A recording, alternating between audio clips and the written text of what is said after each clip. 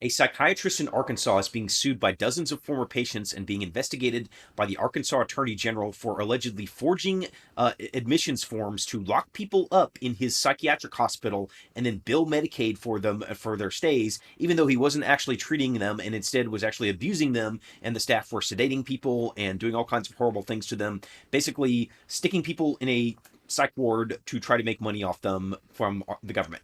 And he's being investigated for fraud. He's resigned from the hospital, and these patients have sued them. It all looks like one attorney may have uncovered this in Arkansas after a couple of cases where patients who this guy had locked up had petitioned for courts to release them, and then got some very strange email responses, kind of childish email responses from this doctor that I think should have been an extreme red flag. I'm Kevin Nooper. I'm an attorney at Nooper and Covey, and I'm going to show you some of those crazy emails that this doctor was sending after he was threatened with contempt of court, which is very serious, and show you who this guy is, what he was doing to people, and what some of these patients are saying in their lawsuits, and what the government is saying, because this is an extreme case where it looks like he basically was kidnapping people for money and just defrauding the government. Our taxpayer dollars were going to lock up random people in a psych ward for no reason. So what is being alleged? Let's look at a newspaper article that gives a high-level summary of this first. So here's a news article about this guy. It was kind of this really kind of crazy what he's doing. And you can see that there's 26 people thus far that have sued him in Arkansas. There's a whole host of lawsuits. And he basically is alleged to have scammed Medicaid out of $800,000. Medicaid's that government program that gives health insurance to people who can't afford it. And so it says he's being sued by all these people. I'm going to show you some of those lawsuits in a minute. Who is this guy? So here's the doctor, this guy, Brian Hyatt, who is a little out of his gourd from what I've seen of his responses to the lawyers who were going after him.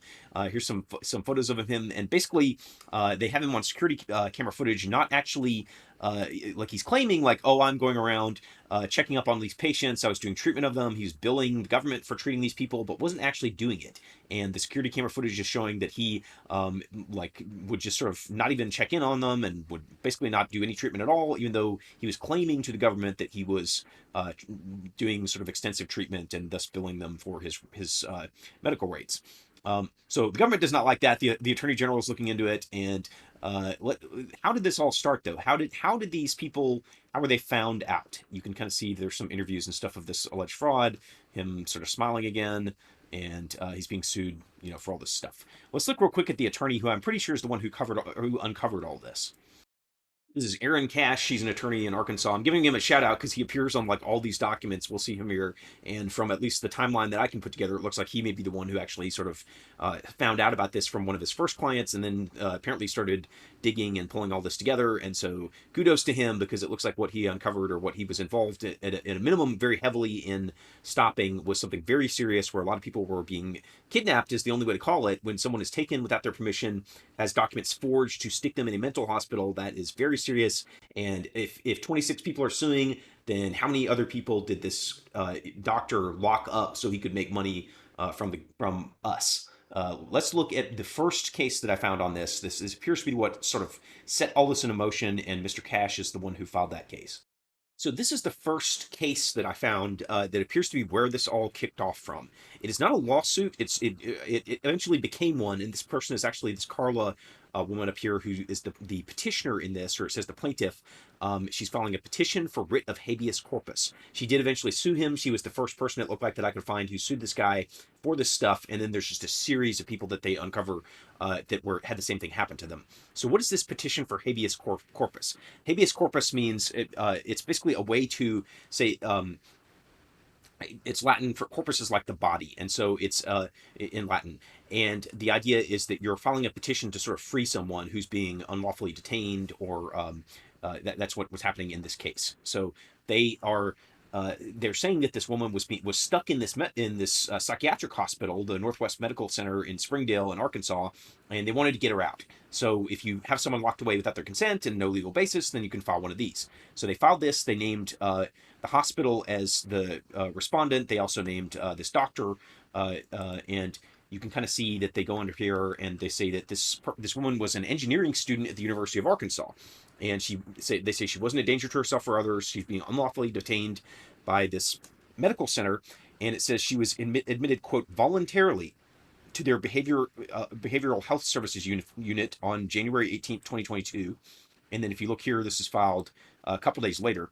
Um, they say that basically the police took her there, and then she was coerced by the hospital staff into signing a consent to be admitted. And that's what we will see throughout this. We'll look at a couple more cases, some of the other ones where people allege what was happening to them. And the theme that you see over and over in these is that they're talking about staff members threatening to give them sedatives if they don't sign a form. They don't tell them what the form is.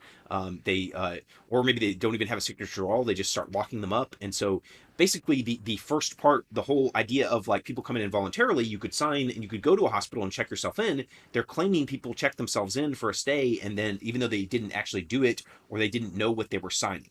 So this says that they think that this is a long-standing process. That she hires this lawyer. This we'll see him, Mr. Cash.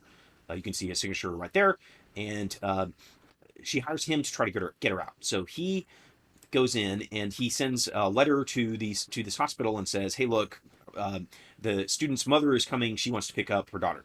And the hospital staff tells the mother, this caddy, that the petitioner was admitted voluntarily and she doesn't actually want to leave. And then she hires this lawyer to try to get her out. So the hospital staff threatens that if she tries to leave again, they'll just add more days to the stay. So this is something again that seems to happen again and again in these complaints, is that the hospital, if people start complaining, they either sedate them, they threaten them with a longer time, they just use drugs on them to basically coerce them into, like, kind of the worst. One Flew Over the Cuckoo's Nest. If you've ever seen that movie, this very much sounds like that, and like we've got like a Dr. Ratchet running around here doing this type of stuff. It says that the daughter who's had actually like told the attorney, like, I want out of this mental hospital immediately. And then the hospital says, oh no, actually she's being changed to an involuntary hold instead of a voluntary one because she asked to leave and because her mother kept coming to the hospital. And the lawyer's saying this is illegal, it violates Arkansas law. He wants to get her out. You can see that they have some letters like the attorney sent. He's basically saying, like, she revokes her consent, call me, let her out. So that's the first thing that the attorney sends. Well, what happens next? And this is where it starts to get crazy. So this thing I found, and it kind of blew my mind looking at it. So basically, in this case, the doctor did not just let her out, even though an attorney's coming after him going, hey, it's time to let this woman out. Instead of doing that, he starts sending sort of snippy emails that kind of sound like they're coming from a 5-year-old, like basically like, trying to insult the attorney and all this stuff. And so the attorney, now he follows up with a petition to hold the doctor in contempt. And so this is the first time when the doctor's kind of being called out that he's doing something wrong. And this is in January 2022, so it's January 24th. That's 4 days after what we were looking at before. So what does the doctor do when he gets this attorney saying this? And so the court, you can see the court issues an order. So the court on January 21st, the day after the petition, orders the hospital to release this patient, this Carla. That's very serious when the court gives an order and says do something immediately. Like that's especially something like this, release this person immediately. This guy should have taken it seriously. So the attorney says this was emailed to Brian Hyatt, who's the chairman of psychiatry at this hospital, and he's in charge of the discharge decisions. And then it says the mom, Caddy, that we were talking about earlier, arrives at the hospital with a certified copy of the court order. But even though she's got this certified copy of the court order saying, let my daughter out right now, the hospital just says no. They're like, I don't care what a court says. She calls the police department. They can't get her out. So the hospital's just like, I don't care what the court does. The court then amends the order because they go back to the court and they're like, what are these guys doing? The court orders the sheriff to go enforce it. So then the deputies go to the hospital. The hospital still says, no, we aren't going to let this engineering student out. And they say that and while they were doing that, they were trying to get her to sign in voluntarily under threat of like, oh, we'll keep you in here for another 45 days. So this says that the police officers enter the building, they get this engineering student, they pull her out. She finally gets out of the hospital despite multiple court orders. And the attorney is now going back to court saying, look, this guy, Brian Hyatt, the one who's now being sued as this sort of lunatic, is got all these different emails where he was being told about this and this court order. So let's look at these. These are sort of not the full ones. Let's see if we can see down here. So we can see these are some sort of the letters we were looking at. They were, this is a fax. It shows that this letter was faxed to them. It shows like that, here we go to the email. So We get at 7:13 a.m. on the 21st, so this is like after the court order, it says, hello, this is Brian Hyatt. He says, hello, our facility is in receipt of your silly demands and libelous commentary regarding someone you claim to represent who is purportedly within our facility. If you could possibly, quote, coerce your alleged client to sign a release of information form, we will check to see if this is actually a patient within our facility, and then would be able to address your ill-informed and libelous claims and get them forwarded to our team of attorneys so that they can absorb your posturing and puffery. I apologize that our staff, in the midst of the largest COVID outbreak we've seen yet in the state, has neither the time nor the inclination for your abusive phone calls. So that's a very weird response for someone to send when someone is saying like, look, I've got a court order, you need to let this person out. And frankly, it's sort of like contradictory if you start thinking like, oh, he's in the middle of the COVID outbreak, which in January 21st, 2022, by the way, the COVID outbreak was kind of like done. But he's saying, oh, we have this huge COVID outbreak, but yeah, we've got this woman locked up in our hospital and won't let her out. Or he won't even check. He's like, I'm not even going to check to see if your quote alleged client is there. So that's kind of nuts when you're getting that. But he doesn't just stop there. The attorney sends Mr. Cash sends him the copy of this order a couple hours later says, Dr. Hyatt attaches a court order for immediate release of my client. Any delays in releasing her will force me to file a motion for contempt, where I will ask the judge to incarcerate you in the county jail until such time as my client is released, with all due respect. And that's something where like that can actually happen if the doctor is just going to ignore this court order and sort of send this stuff. He is kind of lucky he didn't go to jail right then. Although that may be where he is headed, and I actually think probably hopefully is where he is headed given some of the stuff I've been looking at this. So this guy, the doctor, like, again, doesn't let him out for a period. And here's when he starts sending some crazy stuff here. This is the next day. You can see the 22nd. So after he's gotten the signed court order, after he knows this, he says, he responds and says, I guess this is what they teach at Poteo Junior College. Sorry, Carl Albert State and Northeastern State University. Here's a nickel's worth of free advice. Sometimes doing blank, fill in the blank action that gets you cash, blank for your client actually causes them harm. That ain't your job. Don't email me again or I will be forced to file a motion for harassment and I will ask a judge to incarcerate you in the county jail. Yes, I really like the repurposed dentist office you're working out of. If you need me for anything else, my attorney is Rick Angel out of Little Rock. You won't find him in your, quote, college's yearbook. You can email him when you're done choosing the next goofy font for your signature. So that's probably the snippiest and most like, again, he's just like dumping all over these colleges that the lawyer went to the law school, making fun of his office, making fun of just sort of. This is after a judge has ordered you to do something, and Mr. Hyatt is just sort of like, I'm not doing it. I don't care. Whatever. I'm going to make fun of your college, and so I don't. That's the font that he's complaining about, which is, I don't know. It didn't look that bad to me. It looks like a little signature type thing.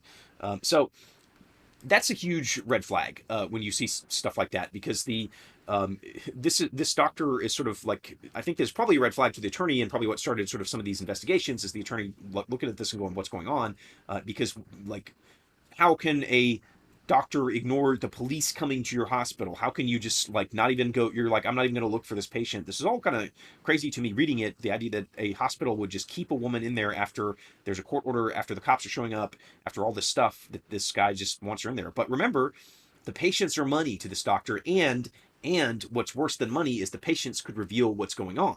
So when you have one of these patients get out to talk to the attorney, well, now he's going to know that something's going on here. So now we're January 22nd, 2022. What happens next after that starts unraveling this fraud that Mr. Hyatt appears to have been conducting and is accused of having conducted? So now you've got here, and this is another petition for habeas corpus. So they're again asking for another order from the judge to let someone out. And if we scroll down, you can see this at the top. It's March 29th, 2022. So that's a couple months after what we saw before. You can see that again, Aaron Cash. So he's now found another person that had this happen to them, and this is this guy William Van Wy. And what happened to him? So this says that Mr. Van Wy worked in logistics and transportation in Fayetteville, Arkansas. He's a resident of Benton County. Then they say that he was also admitted, quote, voluntarily to this same behavioral health services unit of this hospital. And they say that again, this is a longstanding practice of this kind of sort of crazy doctor. They say that this person has also asked for like release from the voluntary admission, and Mr. It's William Van Wy, Mr. Van Wy's husband, Cameron Tryon, Mr. Van Wy had informed his husband that he wants to be released from the hospital. So his husband, Mr. Tryon, comes and shows up and says to the hospital and says, "Hey, I want him released." The hospital's like, "No." Um, then Mr. Van Wy authorized Aaron Cash, the lawyer, again to file this writ of habeas corpus. And so it's the same kind of thing. And then we start seeing a little bit. They say, like, look, this is a pattern of abuse. They attach this other case and say, on information and belief, this is the interesting part. Another law firm will soon be filing a habeas petition on behalf of another person being held by the responses. So Aaron Cash is starting to figure out and apparently talk to some other people, and it looks like, okay, wait, this is not just one person. This is something where this hospital is doing it over and over and over, and apparently it was not very smart for this doctor to go like dump all over Mr. Cash, because Mr. Cash got sort of the problem when you get into fights with a lawyer like that is the lawyer has a lot of ability to start deciding that they're going to, if you're going to act like that, then they're going to go start investigating you and see what's going on. And the lawyer has a license to do that and to file lawsuits against people who are doing this stuff. So this is that order from they were talking about earlier, to have the police officer go get the other person, Carla, out. So what happens after this? So now this has been filed. Then the efforts to go after the smarmy doctor continue. So what you see happening, and it looks like there may have been some time where they were like in between, we were last at March 2022.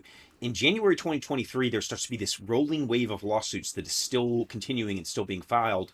And I haven't looked through all of them, but Mr. Cash's name appears again and again. So again, that's part of why I'm giving him these repeated shout outs, is because it does look like he uncovered this. And it looks like they're certainly, at a minimum, he decided he wasn't gonna take it sitting down to have his law firm be called like a dentist office law firm or whatever. And now, the guy who decided he was going to dump on his college is probably going to be sitting in a jail cell. So let's look at just a few of these to see what, like, they start to be a pattern. You start seeing the same thing. So this is a complaint. This is that's a document that's filed at the beginning of any lawsuit to show like what is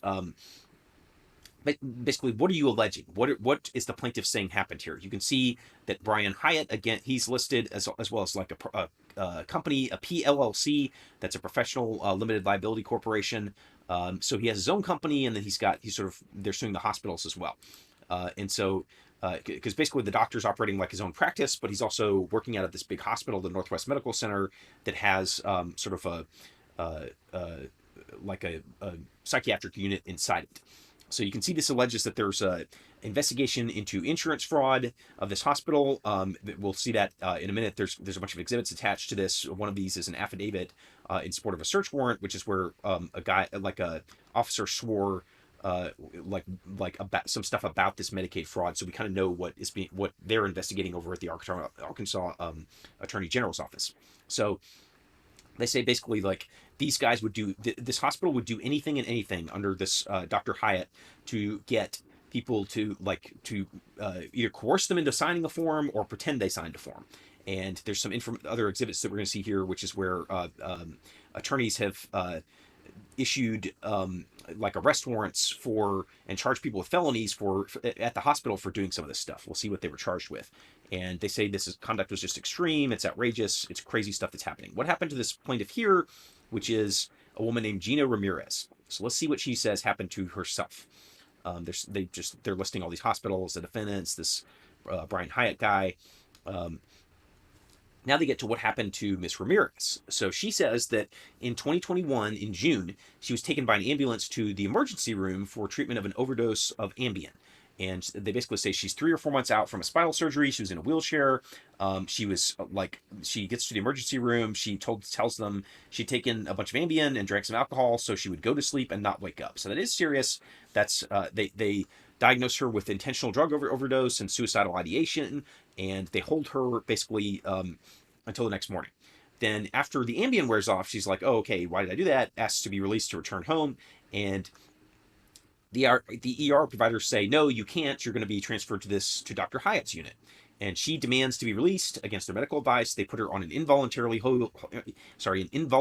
hold for 72 hours and give her a sedative to make her fall asleep and become compliant. And then they say she gets transferred to this psychiatric unit while she's still under the influence of this sedative. Then The staff gives her these forms and says, you need to sign this paperwork, but they don't tell her what the forms are. She asks what they are, and the staff says, oh, they're just for insurance payment purposes and to agree to the 72-hour hold you were already under. And then they say, oh, if you'll sign these forms, we're going to let you out the minute this 72-hour hold is over. But they were just lying to her. So they actually signed her or hand her a voluntary consent to admission that's completely separate and basically locks her in the hospital once she's, and so they're trying to get her to like sign this because then she's stuck there and then they can bill Medicaid. And every day she's in there, they're billing Medicaid a bunch of money saying for the room, for the bed, for the treatment that wasn't actually happening. But this plaintiff says, okay, I saw through this, I didn't sign this and didn't consent to anything. Then what does the hospital do after that? They bring in the enforcers, is what she calls them, two large men who are medical or mental health technicians. They surround her. She says they physically intimidate her, keep demanding that she sign these documents. She keeps saying no. Um, they say now you're being admitted under an involuntary 72-hour hold, even though she already did that one. So she's already like, and they say we're going to take you to court. We'll have the judge commit you for 45 days. Which interestingly for this type of fraud, like Medicaid runs out at some point. So this isn't the only hospital this stuff has happened at. And what tends to happen at these things is that they'll stick people in, build them until Medicaid is like stops covering the days, and then they kick you out. So that's why they sort of are going for the certain amount of period, in my opinion. Then they tell her they order her to get undressed. They send her into a place where there's like men sitting around the room. She's in a wheelchair, and she's supposed to get undressed there. She's like, no, I'm not going to change. Then they approach her with a syringe. They say, we're going to just sedate you again if you don't do this. She says no. They're like, you don't have any rights. And then they just start taking our clothes off anyway. And they take her to another room and just like leave her alone. And she's calling for help, calling her son. They keep saying, sign the documents, sign the documents, sign the documents. And then they send in, the good cop. And the good cop is a mental health technician named Gigi. She apologizes, says, oh, we'll place you in a patient room. You don't have to sign these documents. But then they just keep doing it. Gigi comes in and asks, oh, sign something for insurance billing. She doesn't have her glasses. She finally, I guess, is like worn down and just signs it. But she says that was just a lie. I was basically just like tricked into signing this form after all this stuff and waiting around forever. So now Miss Ramirez has signed. She's been worn down. She signed the form. They say immediately after she's told, okay, go you get one phone call. She decides to call a friend because she says her son's like probably at work, won't answer. She tells the friend about this, all this stuff that happened. So asks the friend to help. She says that when the staff overhears the conversation, they make her hang up the phone. They permanently revoke her phone privileges for the rest of the detention, and basically don't ever explain the rights that she has. They don't inform her stuff like she has the right to leave the unit under a voluntary admission. So she could have just left even under the form that was signed, but they didn't tell her that. They just were like, you're stuck.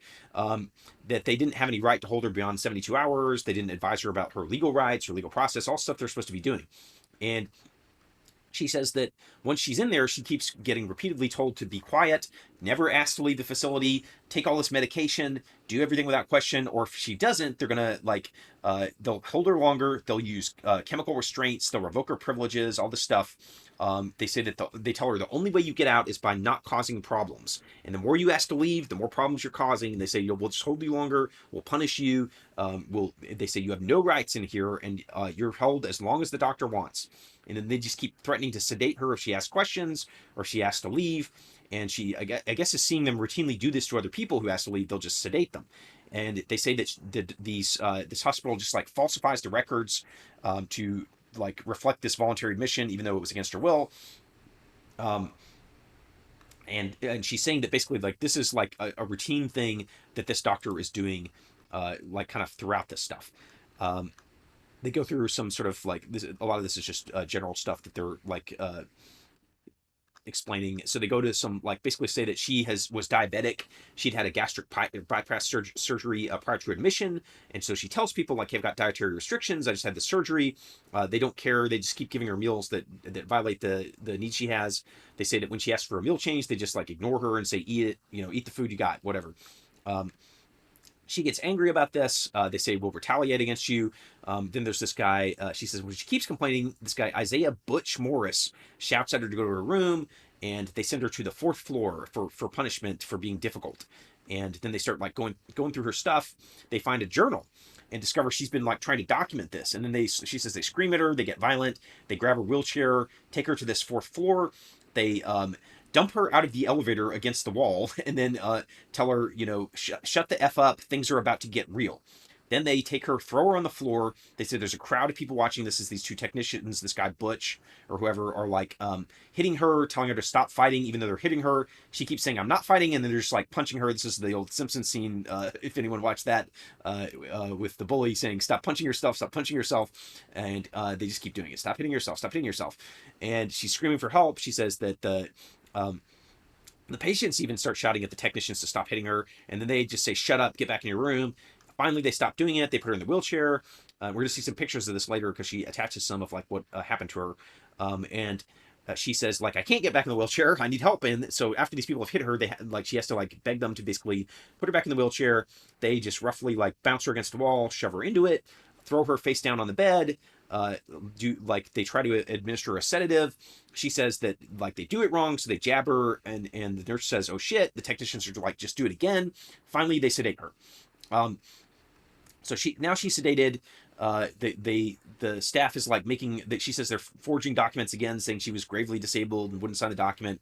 She says she wakes up with black eyes and bruises on her arms, and we're going to see below these pictures are pretty severe about what happened to her. And they say, or the plaintiff is saying that Ramirez is saying that she like there's cameras, and so there's security cameras that would have showed this. She asked to see them, and then the staff just destroys the surveillance footage, and then she says again like fakes the records, and uh, like documents, basically like fakes records to say like, oh, she had this stuff when she came in, even though she didn't.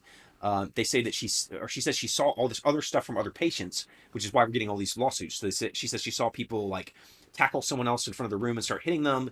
That they were like punishing her when she saw something, saying, "Oh, you cost yourself another day." She says she saw them beating an autistic teen who was in the showers, that he had bruises on his ribs, that she says that they would like go after the patients and accuse them of lying whenever they saw something like this.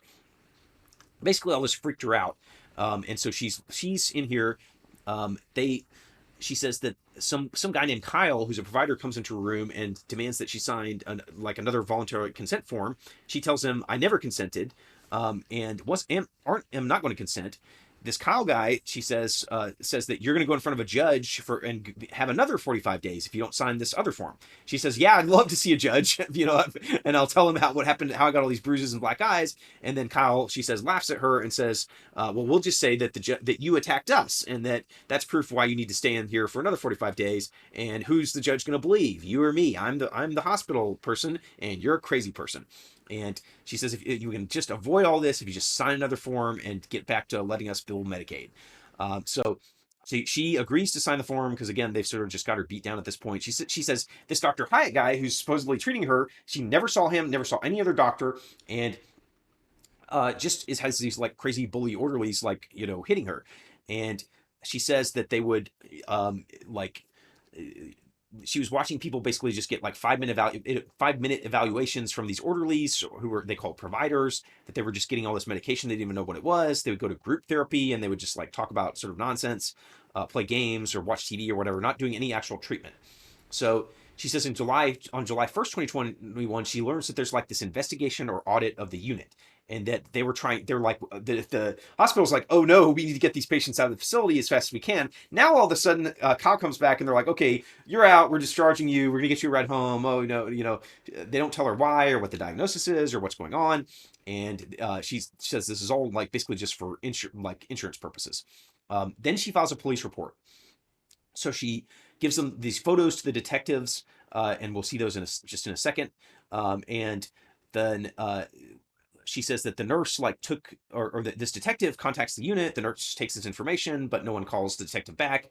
He like talks this conversation and asks for video. This is the police detective, and they say, "Oh, there might be a video, but I got to go talk to someone before I can give it to you." And so the supervisor is just sort of like stonewalling him. They say they're intentionally avoiding this detective's phone calls. The detective goes in, delivers a subpoena. They give the medical records, but they're like, "Oh, all the video's gone. It's been erased. Sorry." Um, and this is even though they like knew about this assault within the period, they could have stopped it from being erased. They just kind of did it. She says she was a Medicare patient, and so they were just diagnosing her with all this stuff with cluster B personality disorder, something she'd never been diagnosed with before. There was no like. They didn't actually have a reason for it. They just sort of like were giving her something to be able to bill her. Um, and so they say that then they are outlining like the legal reasons. These are just the theories why they're able to sue her. So let's go look at what is attached to this, because this is interesting in terms of like what happened to Miss Ramirez.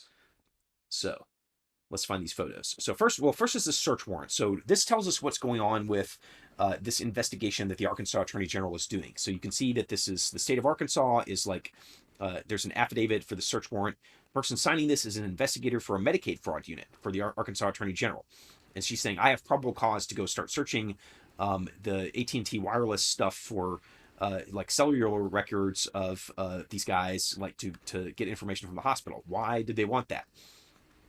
Because they're looking at Brian Hyatt. And it says he became this medical director. He worked there until May 2022, which is, again, shortly after these habeas petitions start getting filed. And then the hospital just fires him all of a sudden.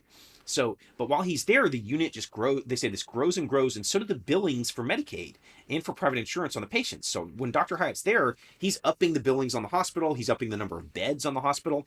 This says that the fraud unit gets contacted by a whistleblower who works in the unit, and they're saying, look, Dr. Hyatt is only on this floor for like a few minutes a day. He doesn't contact the patients. He just walks up and down the hall with this computer on wheels. He never goes in the rooms. He doesn't want the patients knowing his name, which is like bizarre. And then they say that this informant gives the investigators like a picture of a sign that instructs the staff to mark his name out on the patient's armband so that they don't know it. And the informant thinks that he's doing like fraudulent billing. And so the investigator is saying, well, that's a bunch of issues, right? You have to know who your doctor is. And if he's not the doctor, who is the doctor?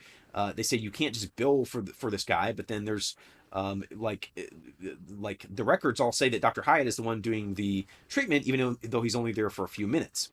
She says that they investigated. They were trying to prove or disprove this. They got all this like 2 months of surveillance video. They say that they've reviewed hundreds of hours of video and have yet to observe Dr. Hyatt enter a patient's room or otherwise have direct contact with a patient. He takes a computer cart and walks from one end of the hall to the other. Sometimes he pauses at the rooms and may even look in, but he does not enter the room or have patients come out in the hall. So this guy's just like walking up and down the halls with a cart, basically in a computer, and then he's like, okay, that was my work for the day, and then he just writes down, I billed all these people. And what made them suspicious? Well, because he was one of the top 10 billers of Medicaid at the highest like code for it than any other doctor, basically, it looks like in the state. So you see Brian Hyatt here, and then they have all these other doctors, and he's billing at this expensive code, and he's at $800,000 in this 3-year period just for himself. And he's just this guy in this wing. And they say the largest red flag is his use of this evaluation and management coding. So he's just coding. He's playing games with the coding. Like the codes are like how they decide what the services to Medicare are billed for and what they like how much you pay. And so they're saying like, look, here's the common ones, but they pay more and more. When he goes to this like higher level code, the code could be, oh, they're stable, but when they're unstable, when they've got a huge complication, Medicaid pays more. And the investigators like, look, there's supposed to be a mix of these. Not everybody's going to be at this extreme one, but 99.95% of his bills were to patients who are at this most extreme level of sort of instability. Nobody's recovering. Nobody's like responding inadequately to therapy. They're all at an extreme in this hospital. And no patient has ever gotten better in his hospital, according to their interview or their investigation. So that's nobody getting better at all is a problem for some, there's an issue. And they say his pattern doesn't match anybody else's billing. It's real weird. He's the biggest biller. He's got all these issues. Here's him. Here's everybody else. So you can see how this 99.95% charge just like not anything like these other doctors. So that is going to like it causes some problems, and they go into more like what they're seeing on him. They know he's not talking to the patients from the video. They say that he's like he's got these templates for progress notes. So he's basically just like it looks like he's just like made these pre-done notes for progress for a patient that would just like gradually be entered into the patient's file, and there's warnings to regulators not to challenge his findings in there, which is like bizarre. And it says that just use the templates over and over with no changes. That creates all these volumes of records, but there's no information about the actual patient because he's just like copy pasting. um, and then here's his like little warning. He says, please note this assessment was completed by a board certified provider and was based on personal knowledge of the patient's history. Or that's him just saying like, oh, this was done by me. He keeps saying that, yeah, he's like all talking about his training. And then he says, our expectation is that insurers have a full understanding of all applicable Arkansas state laws, including new legislations. And please take caution. Any suggestion in writing that our mid-levels are somehow not supervised appropriately will also be considered libel and swift action will be taken.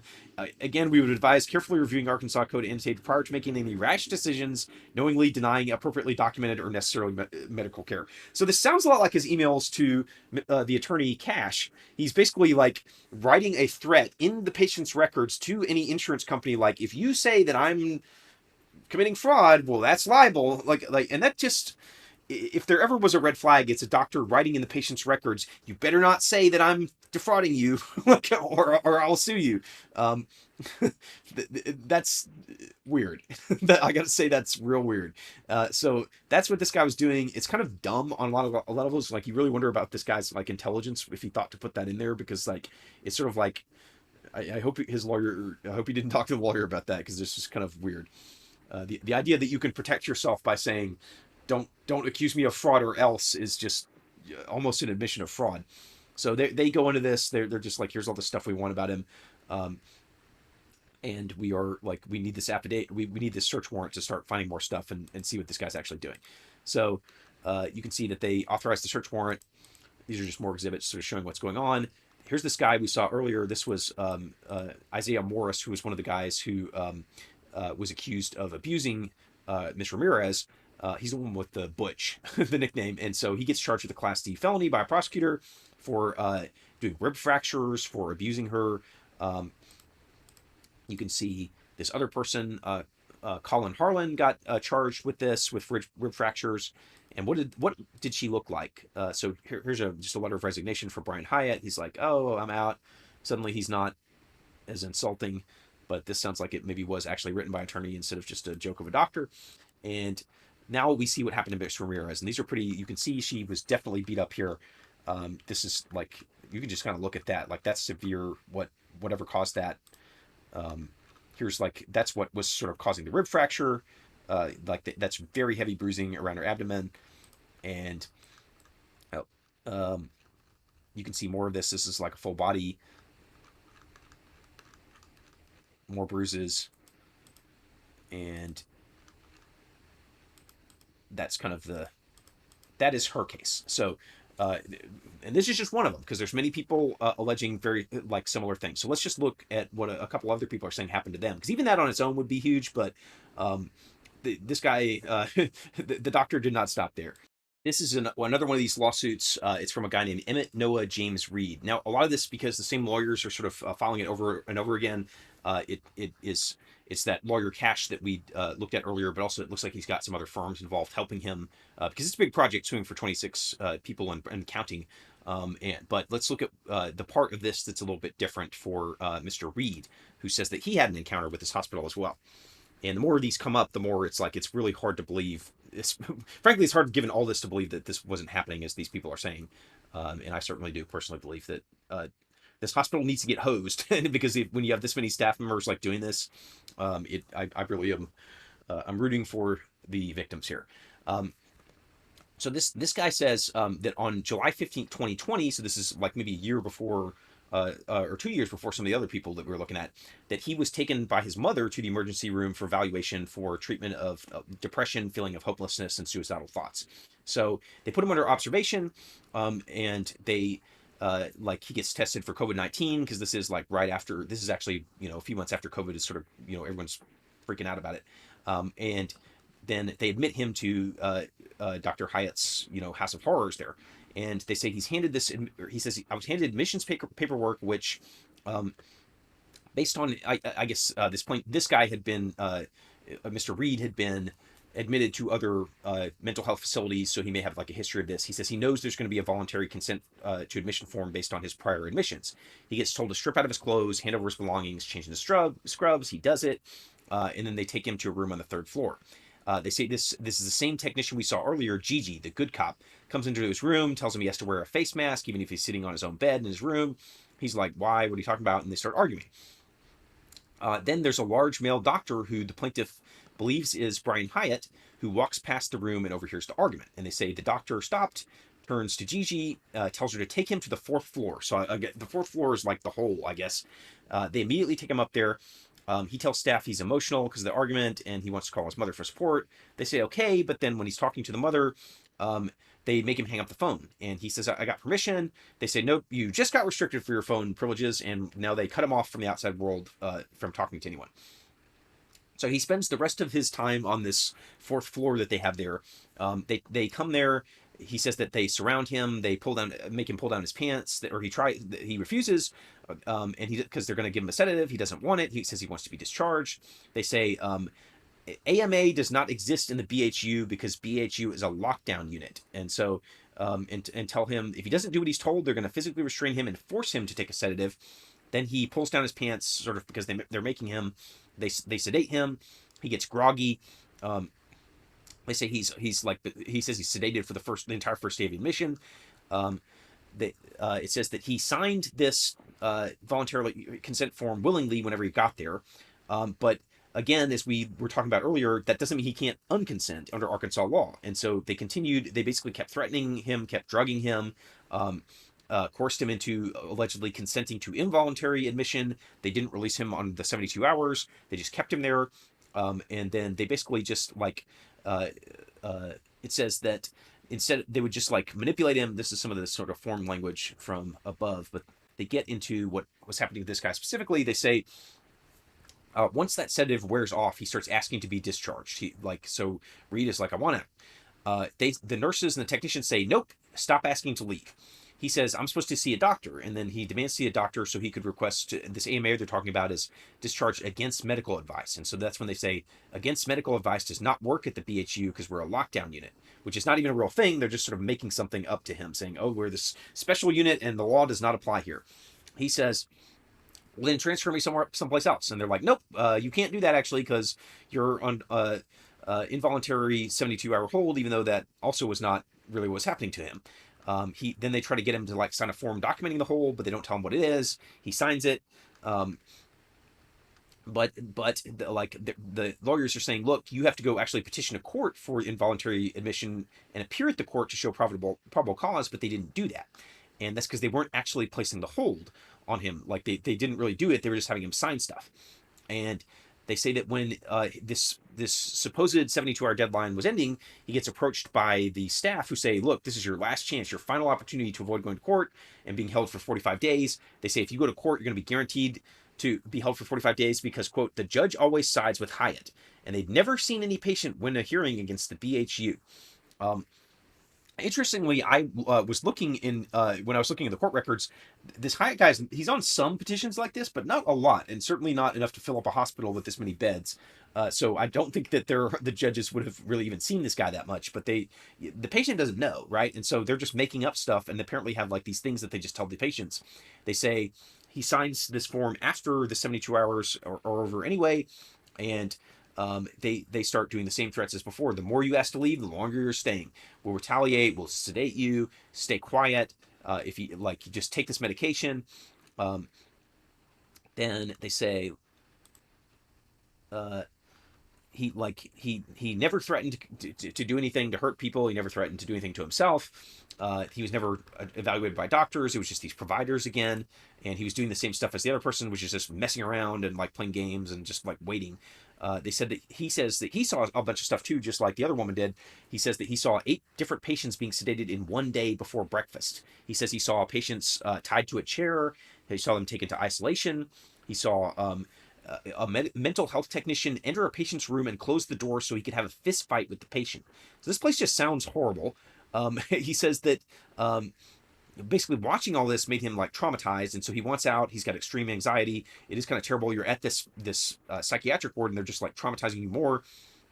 He says that on July 27, 2020, this Gigi comes to his room, says, "You're getting discharged, call your mom." And so he calls the mom, or his mom, to get out. And he finally gets released. You can see kind of what I was saying before, not because of any medical judgment or reasoning, but either because the defendants had found someone else to fill the bed that he'd been in, or because his insurance coverage was unlikely to continue paying the defendant's fraudulent charges. And again, this is not the first um, doctor who's done something like this, or the first hospital. There are chains of hospitals that have been accused of this stuff, and the pattern, maybe with not this level of like fighting with people and punching them and stuff, but the billing pattern for fraud is very similar. And again, he gets the same diagnosis as this other woman was, which again, he says he doesn't have like any, like he hasn't been diagnosed that, even though he's been to these other hospitals. And then they go to the general complaints again. So that's what Reed said. Let's look at one more of these. This is one filed by a guy named John Stevens. This one is, it's not as like, he didn't have as much severe stuff happen to him. What is very interesting about this lawsuit is he's got the bills. So this guy attaches to his lawsuit the bills that he was billed for. So he says he's had the same sort of situation where he was just sitting around. Nothing's happening. There's no real treatment. The doctor's not treating him. And he was just being like locked in this place. Let's go down and look a little bit.